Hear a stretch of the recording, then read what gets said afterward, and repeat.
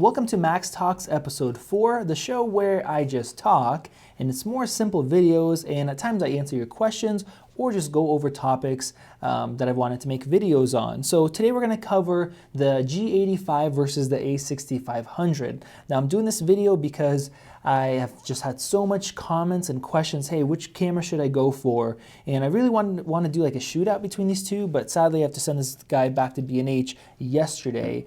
So I've been testing it out, comparing it to the OMD EM1 Mark II, which we're going to have that review out, or it may be already on the channel. So check the video description, but it's a really nice budget camera, and it does a really great job. Now, of course, the 63 and the 6500s, I'm shooting on a 6300. This is a 6500. They have just gotten so much attention recently because of the 4K and the quality that they put out. The image is just amazing. It's more detailed than the FS5, even the FS7, and it's taking a 6K signal and downsampling that to 4K. So the low light is just really great. The image looks great, but there's other downsides. So which camera should you choose? And I think there's no perfect answer. Like always, it kind of comes down to preference. But I think for a lot of people who are just starting out, they're just getting into filmmaking, they're not super experienced, my suggestion would be the G85, even though I don't own one, and I own two of these Sonys and I love these. The biggest reason is just usability and overall ease of use. If you're learning and you're getting started, you don't want to have a bunch of setbacks, a lot of frustrations that are making it difficult for you to focus on being able to make videos, make films, and just to use the gear and forget about the settings and workarounds that you have to do. So this camera, ergonomically, it's great. It has the IBIS built in, just like the 6500, and just the controls are very easy to understand. You do have a touchscreen, but it's a much better touchscreen than the 6500. It also flips out, flips around, so if you're doing YouTube videos, that is super handy, or if you're doing vlogging, anything like that. You also have the touch to focus. The menu system, unlike the Sony, is much easier to use. You're going to memorize and learn where the settings are much faster. You can touch and jump around, and you can even, when you're doing manual focus with supported electronic lenses, you can touch to focus as well, even if you're in the manual modes. So I really like that, the ease of use, and just getting started, it's much easier to learn, and out in the field, you don't have to worry about it. The rear LCD screen is much brighter than this guy when you're shooting 4K or if in 120 FPS. The screen on the back of this camera, it doesn't rotate out. It's also much dimmer and much more reflective, and it's basically useless outdoors. And the only reason I kind of put up with it is because of the image. So if you're somebody new, you would take this camera out, start recording, and you're going to be overexposing your image, and you're not going to be framing right, and it's just a huge frustration trying to lug around external monitors, and that just really doesn't make you want to go out and shoot films. You want to make that as easy as possible. Now, on top of that, the lens selection is so much better for Micro Four Thirds on this Panasonic. You have a wide variety of Panasonic lenses, some really inexpensive options as well. You have the full Olympus line, and there's a lot of third-party companies that make lenses for the Micro Four Thirds mount, and then there's adapters. You can adapt almost anything to the system.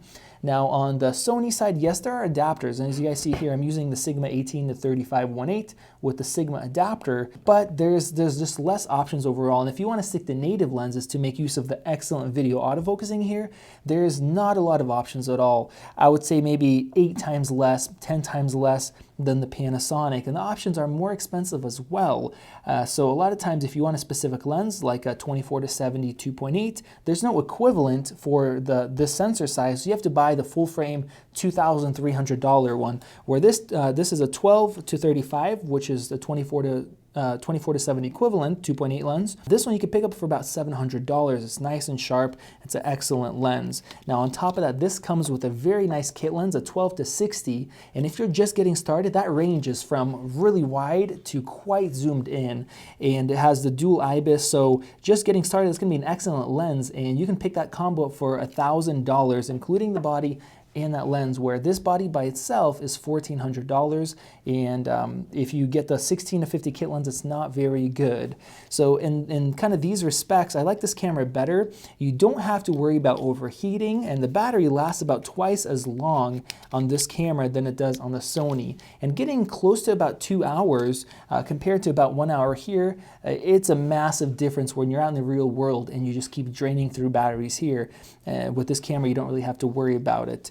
So overall, even though this camera, the image quality isn't as good, and this is really just top of the line, and the autofocusing doesn't keep up, it's just much more usable. And if you're getting started, I think you should learn to use a manual focus. It's a very good skill to have instead of just relying on auto. Low light performance wise, the 6500 and the 6300s are amazing, and they even keep up with some full frame cameras, especially in video. Up to 6400 is usable.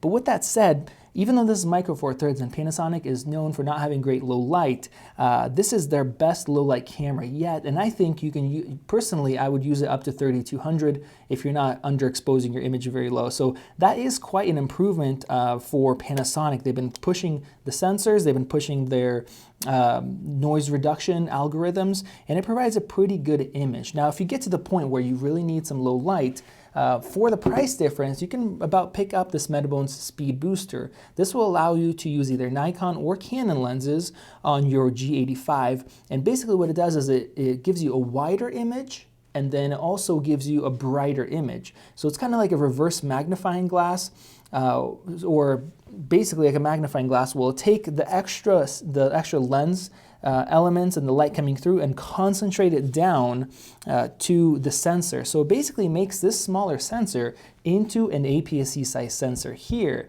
And in that case, if your camera is just set up and you throw this guy on, you'll see how much wider that image goes. So this is with this 18 to 35. You get a much wider image and you get a brighter image. And then if you can change where your camera is sitting, so move closer to the subject to get the same type of framing, you'll also get shallower depth of field as well. So just in practical terms, it takes the small sensor that people complain about and turns it into an APS-C size sensor. So this thing is pricey, but it will improve your low light and give you shallower depth of field if you want a more cinematic type of look, if that's kind of what you want to call it. So there's a lot of reasons for going with this camera. Another one, SD card is not at the bottom, and I hate SD cards when they're in the combo. But overall, it's a much easier to use, much better experience, much better camera to learn on, and less hassle at the same time. Now, this camera, it's a pain in a lot of ways. The battery sucks. You can overheat. Even this newer version can overheat. The screen is absolute garbage on the back, absolutely unusable. Ergonomically, the dials are set up worse. But what are the benefits? Why would you pick one of these up, and why am I using this? And this is my main camera that I shoot with. Well, the image is amazing. If you really need to shoot sports, that rolling shutter is going to suck. But if you don't, like I do, you can get such an amazing crisp image, very low noise, especially in the shadows when comparing to other camera brands. Very, very clean.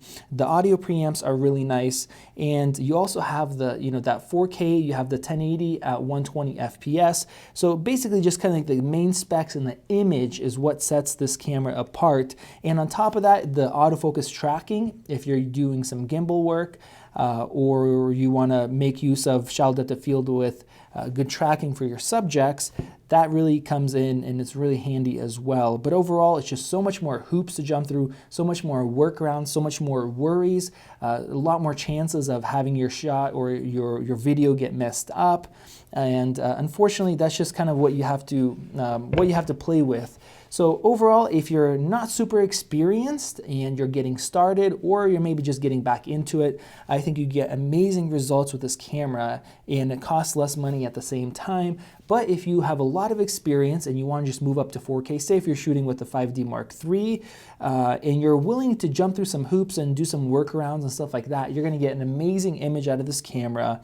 And it is overall a great value. And I named this camera the camera of the year just because of what it offers, even though it does have a lot of those drawbacks. And overall, it's a worse camera than the Panasonic. So hopefully this video has been helpful to you guys. If you guys have any additional questions, you guys can ask in the comment section below. And I'll go ahead and put a few lens recommendations for this camera in the video description. I'll link the speed booster, and I'll put a couple of the lenses that I like for this camera. There's a really nice Sigma 30mm lens. And then for those of you who are going to ask, this is a small rig cage. I will have a review video out for it. Excellent low profile cage. I'm really liking it, and I'll probably be buying another one of these, so I'll link that below as well. So thank you guys for watching. Big shout out to the patrons of this channel. For those of you guys who don't know, for a couple bucks a month you guys can support the channel and get extra perks and bonuses, and it helps us to be able to make more videos and to be able to focus on YouTube. Thank you guys so much. We definitely appreciate it, and we'll see you guys in the next video.